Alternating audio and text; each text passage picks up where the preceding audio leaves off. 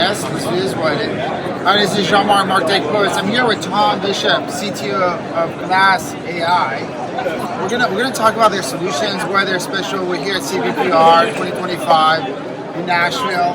All right, Tom, great to meet you. Nice to meet you. Tell us a little bit about the problem that you're solving. Let's start with that first. So really it's about how to optimize the best possible camera quality, image quality you can get from any camera running on an edge computing device.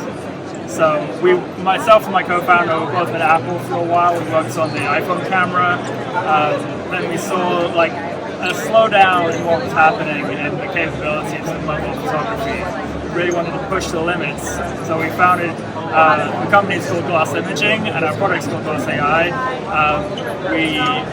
We want to enable any picture to have the maximum quality that can be extracted from that camera. Wonderful. And the whole idea is to run this at the edge.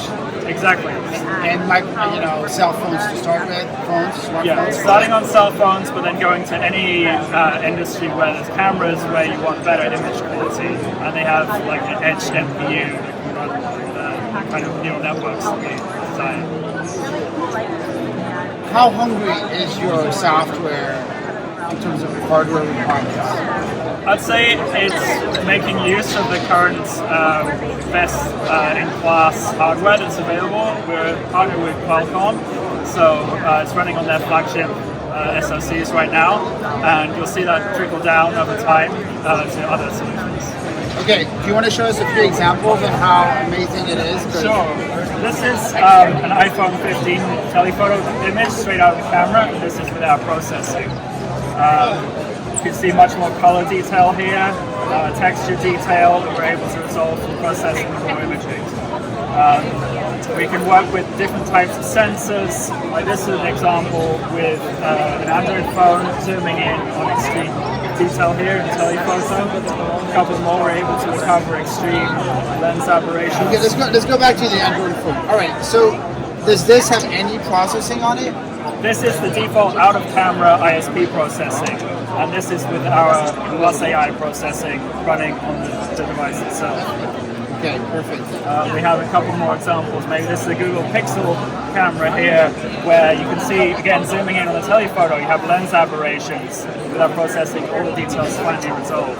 Okay, so go back one more. Let's go. This is what I have. So this is after the Pixel has processed the image. Yes, what you would get. And this is running your algorithm on top of it, your solution on top. Yeah, these are zoomed in, so it's like a crop of the image, but you can see the This is improvement. amazing. Look at the resolution here. I mean, Yeah. crazy. Okay, and how fast? Let's talk about how fast does it process? Roughly similar time to what happens today, about a second. So when you capture a picture, you get a preview come up in the gallery, and then being a second later, you can zoom into the full detail. So it's fast, basically. Okay, very, very fast.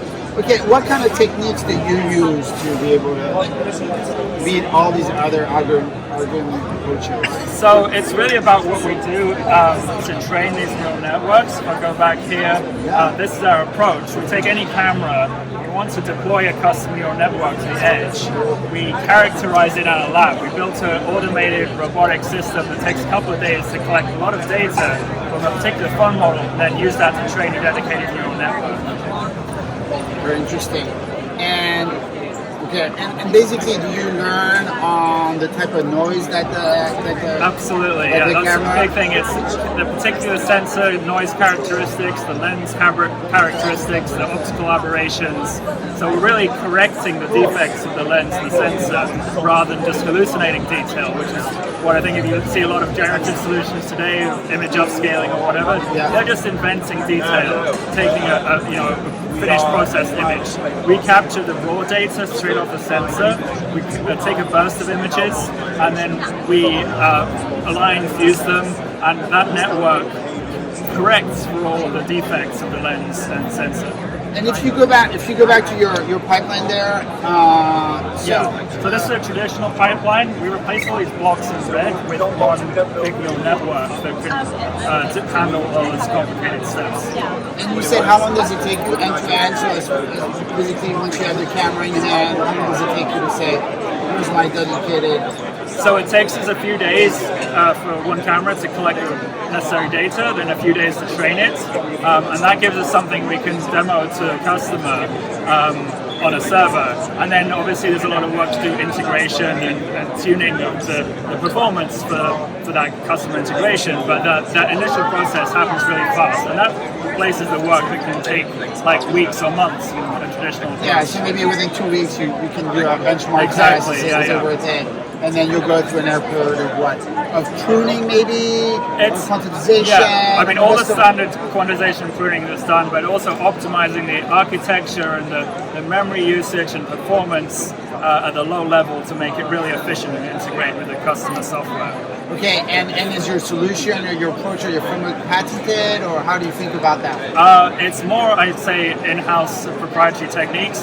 I mean, once you have a neural network model, the weights are really hard to reverse engineer. Yeah. So it's really that process of what we do in our lab to characterize its proprietary process. Okay, and then last question, when are you hoping this will be embedded in a production level phone? We're hoping to have something on the market this year. Okay, wonderful, wonderful. Anything else you want to add? So this is all for still imaging. We're working towards video. We hope to have a solution there soon as well. And then, like I said, we're looking at other markets like drones, wearables, security cameras, cinema, anywhere there's a camera with some compute capability. And this is really impressive. And you think you're going to be able to make it fit on a wearable? What was that? Sure, like the Meta, like the Meta glasses? glasses. Yeah. So they don't have quite enough compute on them, but they pair with a smartphone. So we see our network being able to transmit the data to the smartphone and process it. Well, thank you so much, Tom. We appreciate All right. this conversation. Take care. Very nice to meet you. Thank you.